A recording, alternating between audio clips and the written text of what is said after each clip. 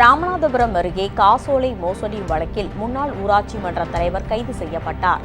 ராமநாதபுரம் மாவட்டம் திருவாடானை அருகே உள்ள கட்டிவயல் ஊராட்சி தலைவராக ஆக்கலூர் கிராமத்தை சேர்ந்த முத்துராமலிங்கம் கடந்த 5 வருடமாக இருந்துள்ளார்.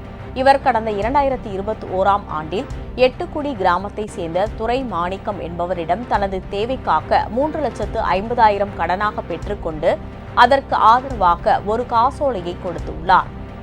அந்த காசோலையை வங்கியில் செலுத்திய போது முத்துராமலிங்கத்தின் வங்கிக் கணக்கில் போதிய பணம் இல்லை என திரும்பியுள்ளது. இதனால் அதிர்ச்சியுற்ற துரைமாணிக்கம் முத்துராமலிங்கத்திடம் விசாரித்த போது அவர் உரிய பதிலளிக்காமல் இருந்துள்ளார்.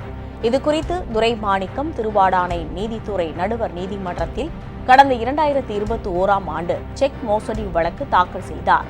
அந்த வழக்கு விசாரணை செய்யப்பட்டு உரிய பணத்தை துரைமாணிக்கத்திடம் முத்துராமலிங்கம் கொடுத்துவிட வேண்டும் என நீதிமன்ற சமரச தீர்வு மையத்தில் முடிக்கப்பட்டது.